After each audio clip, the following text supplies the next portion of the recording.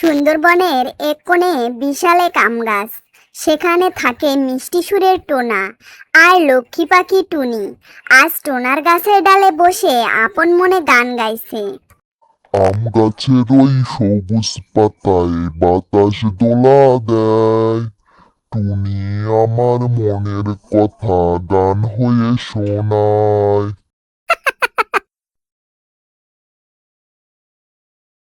টোনা, প্রতিদিন তো তুমি গান শুনিয়ে সবার মন জয় করো। আজ আমি তোমার জন্য কিছু এনেছি, আর আমার মনের একটা কথাও বলতে চাই। কি কথা টুনি? আর এত সুন্দর একটা ফুলের তোড়াই বা কার জন্য? এই ফুলটি তোমার জন্য টোনা। আমি আমি তোমাকে খুব ভালোবেসে ফেলেছি। তুমি কি সারা জীবন আমার সঙ্গী হয়ে থাকবে? সত্যি টুনি? আমি তো এই দিনটার জন্যই অপেক্ষা করছিলাম। আজ থেকে আমরা একসাথে ঘর বাঁধবো। আরে ভাই রে ভাই, এই ফালতু টুনি পাখিটা নাকি টোনাকে প্রেম নিবেদন করছে। এত বড় সাহস! টোনার মতো সুন্দর গানওয়ালা পাখিকে আমি ভালোবাসতাম, আর এই টুনি এসে সব ভেস্তে দিল।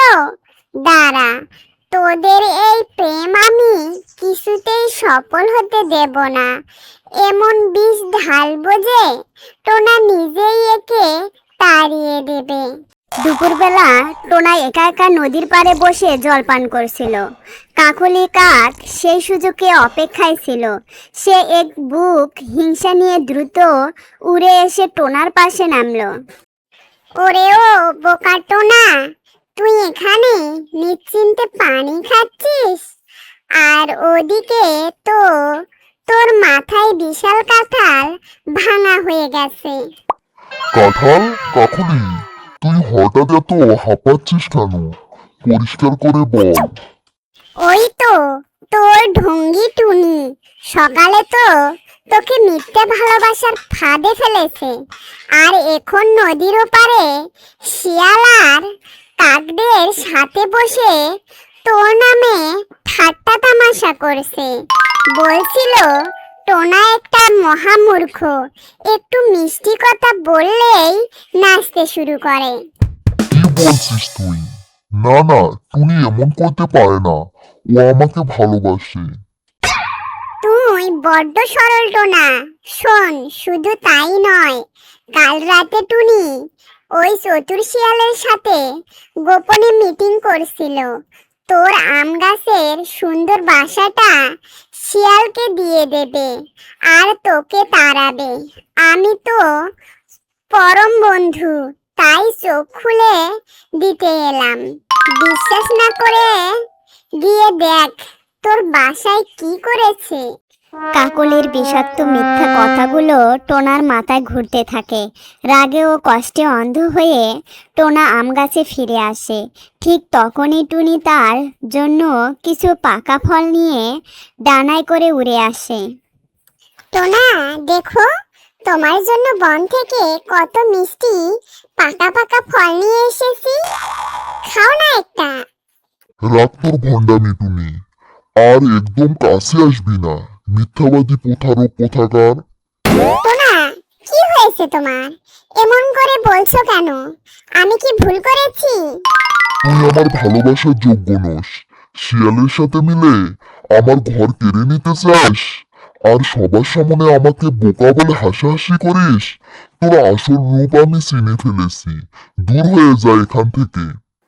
ঈশ্বর জানেন টোনা, আমি কোনো পাপ কাজ করিনি। আমি শুধু তোমাকেই ভালোবেসেছি। কেউ তোমার কান ভারী করেছে, বিশ্বাস করো আমাকে।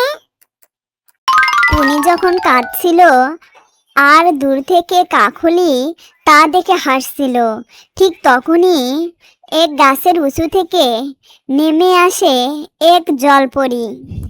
থামো টোনা, না জেনে না বুঝে কারো কথায় বিশ্বাস করে কাউকে এভাবে অপমান করো না।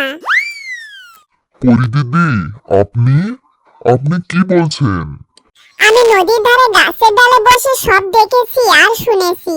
তোদের ভালোবাসায় হিংসা হয়ে ওই কাকুলি কাক সম্পূর্ণ মিথ্যা কথা সাজিয়ে টোনার কাছে বলেছে টুনি সারাদিন তো তোর জন্যই ফল কুড়িয়েছে, শিয়ালের কাছে যায়নি। কাকুলি, আমি তো কখনো তোর ক্ষতি করিনি, কেন আমাদের এই সুন্দর সম্পর্কটা নষ্ট করতে চাইছিস? আমি আমি আসলে টোনাকে ভালোবাসতাম, তাই টুনিকে সহ্য করতে পারিনি, ক্ষমা করে দাও। ক্ষমা?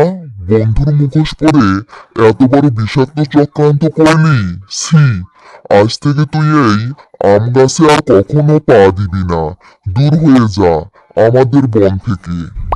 অপমানে ও লজ্জায় কাকলি কাকা করতে করতে সেখান থেকে পালিয়ে যায়।